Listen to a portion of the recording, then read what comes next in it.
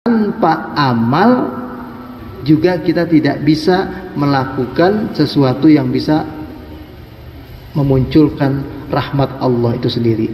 Jadi kalau dibaca ayat-ayat seperti ini atau dibaca ayat misalnya lagi di surat yang sebelumnya, surat Al-Insan, surat yang ke-76, itu di sana dikatakan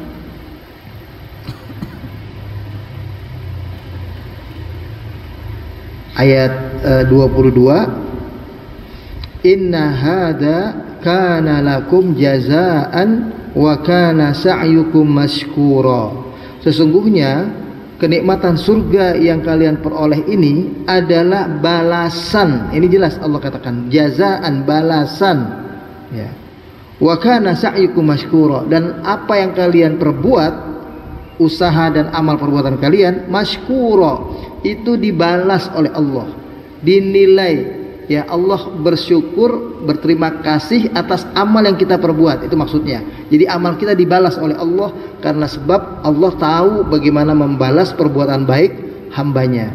Nah, itu di sini dikatakan demikian, inna hadza kana lakum jazaan wa kana sa'yukum mashkura. Jadi ayat-ayat yang seperti ini tidak bertentangan dengan hadis tadi. Jangan diartikan, oh itu ayat itu bilang kalian masuk surga karena amal. Atau di ayat yang lain, surat Az-Zukhruf ayat 72, tilkal jannatul lati urithumuha bima kuntum ta'malun. Itulah surga yang kalian mewarisinya, masuk ke dalamnya karena sebab kalian berbuat, ya.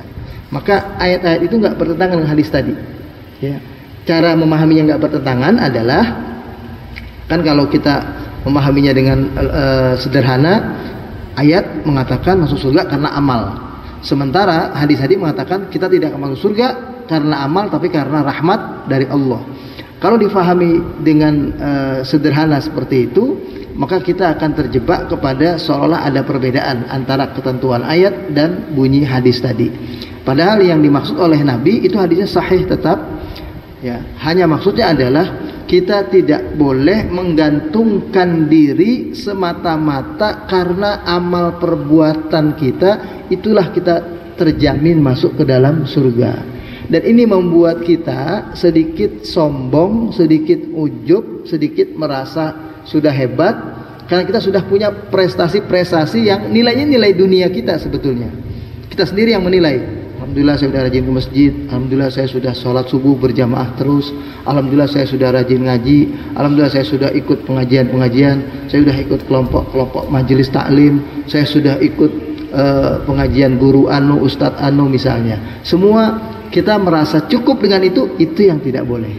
Nah, itu begitu. Jadi sikap merasa cukup dengan amal yang telah kita perbuat, ini yang dimaksud oleh hadis tadi, ya. Nggak boleh merasa cukup. Kita harus terus berbuat. Bapak jemaah tahu ibarat seekor semut. Semut itu adalah binatang yang memberikan inspirasi kepada kita bahwa kita disuruh terus bergerak. Pernah lihat nggak semut diem aja gitu? Mesti dia gerak ke sana, gerak ke sini, mundur, maju, terus itu bergerak. Nah, ini yang disebut dengan kita terus beramal. Fa idza faraghta fansab. Apabila kalian telah kosong dari melakukan sesuatu, maka lakukanlah perbuatan berikutnya. Dalam bahasa Arab itu kata-kata faragha, ya. Itu fa idza faraghta itu kosong, ini kayak gelas. Ini ada isinya. Misalnya saya minum jadi kosong. Itu yang disebut faraghta. Ada isi, dikosongkan karena sudah diminum. Setelah itu diisi lagi, diminum lagi, dikosongkan, diisi lagi. Itu namanya faraghta. Bukan sesuatu yang tadinya memang kosong. Itu kalau dalam bahasa Arab itu faldi. Kalau disebut sesuatu yang tadinya nggak ada, tadinya kosong, makanya bunyinya bukan faida afatta. Kalau kalian sudah kosong, artinya nggak ada isinya, disuruh isi, nggak begitu bunyi ayatnya. Tapi bunyi ayatnya faida faraghta. Faraghta kita habis isi, lalu kosong. Nah, kita isi lagi. Kita habis isi, kosong, kita isi lagi. Itu maksudnya faida faraghta fansab. Apabila kalian telah kosong, kalian isi lagi. Nah, itu yang terus menerus. Jadi para jemaah sekalian, inilah barangkali yang kita bisa lihat termasuk kepada Nabi. Jadi kalau dibaca kepada Nabi begini, ketika Nabi dikatakan wama anta ya Rasulullah, tidakkah engkau juga wahai Rasul? Nabi mengatakan iya, na'am, illa an yataghammadani Allahu birahmatih, kecuali Allah memberikan rahmatnya kepadaku. Jadi beliau pun masuk ke surga karena rahmat Allah. Tapi jangan dikatakan beliau belum dijamin masuk surga, itu keliru. Yang benar adalah beliau sudah pasti masuk surga, dan masuk surganya beliau karena rahmat Allah. Beliau sudah dijamin Allah surga, tapi jaminan Allah kepada beliau karena Allah kasih rahmat kepada beliau. Karena amal beliau sudah Allah ketahui sampai beliau wafat, pasti amal terbaik. Amal yang tidak bisa, amal itu seluruhnya dicontoh oleh kita umatnya, nggak bisa. Tapi kita sebagiannya mencontoh beliau, insya Allah bisa. Tapi mencontoh beliau seluruhnya tidak mungkin. Meskipun beliau adalah sama dengan kita, sosok manusia juga. Karena kalau beliau adalah malaikat, beliau punya kemampuan istimewa semacam itu, kita sebagai manusia tentu sangat mustahil untuk mengikutinya, karena beliau malaikat.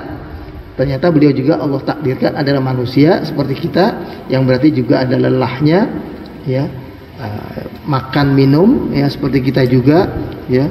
Maka dari itu kita pun berpeluang untuk bisa mencontoh seperti apa yang beliau perbuat, meskipun kita tidak akan bisa mencontoh keseluruhannya.